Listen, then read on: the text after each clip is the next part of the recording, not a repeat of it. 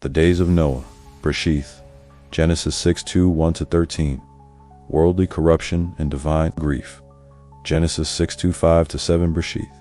And Yahweh saw that the wickedness of man was great in the earth, and that every imagination of the thoughts of his heart was only evil continually. And it repented Yahweh that he had made man on the earth, and it grieved him at his heart. What was happening? Widespread wickedness. Mankind was morally bankrupt. Thoughts, desires, and actions were perpetually evil.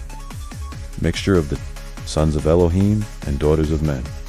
Many interpret this as either fallen angels corrupting humanity, or as righteous lineage mixing with the unrighteous, leading to spiritual compromise. Violence filled the earth, Genesis 6:11. This wasn't just physical. Violence had included injustice, oppression, and spiritual lawlessness. No reverence for Yahweh. Society had rejected divine order and covenant living.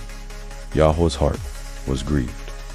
This reveals the personal sorrow of the Most High over a creation that had turned against him. Nuch's ark, a symbol of salvation, Genesis 6, 8-9.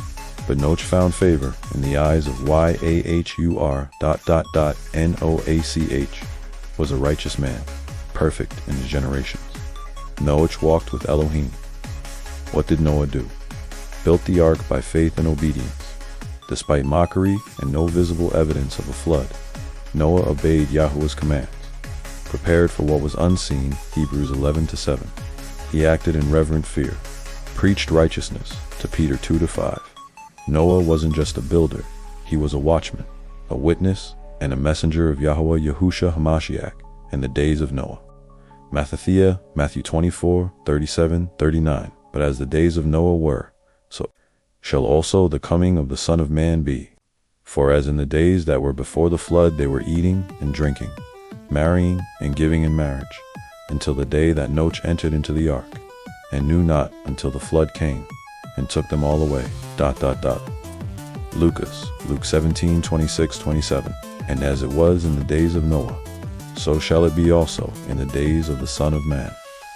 They did eat, they drank, they married wives. They were given in marriage until the day that Nuch entered into the ark, and the flood came and destroyed them all. Yahushua's breakdown. The world will be unaware and unrepentant, carrying on with life as usual pleasure, entertainment, marriage, success.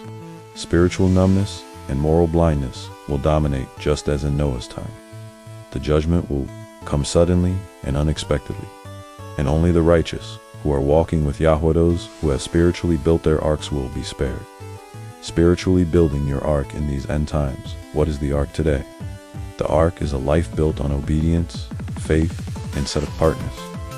It is not made of wood, but of spiritual discipline, righteous choices, and covenant faithfulness. How do we build it? Repentance. Turn from sin and worldly compromise to Chronicles 7:14. Obedience to Torah, like Noah. Walk in covenant and obey Yahweh's commands. Do 30 minutes and 15 seconds to 20. Faith in Yahushua HaMashiach. He is the door of the ark, John 10-9. Salvation is found in him. Sanctification. Stay spiritually clean and undefiled from the world, James 1:27. Watchfulness and discernment. Be awake and sober, 1 Thessalonians 5-6. Community of believers. Just as Noah saved his family, unite with other faithful ones in righteousness. Hebrews 10:25. Parallels between then and now, days of no end. Times today, great violence on earth, global wars, crime, injustice, wickedness, and evil imaginations, pornography, idolatry, perversion, disregard for Yahweh's commands, secularism, false religion, rebellion only. A remnant saved the righteous remnant in Yahushua's Sudan. Judgment, the flood, sudden return of Mashiach and judgment. Final exhortation. Yahusha said, remember Noah. That wasn't just a history lesson, it was a warning and an invitation.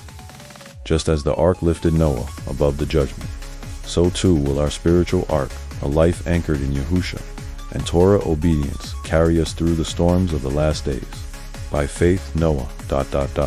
moved with fear, prepared an ark to the saving of his house.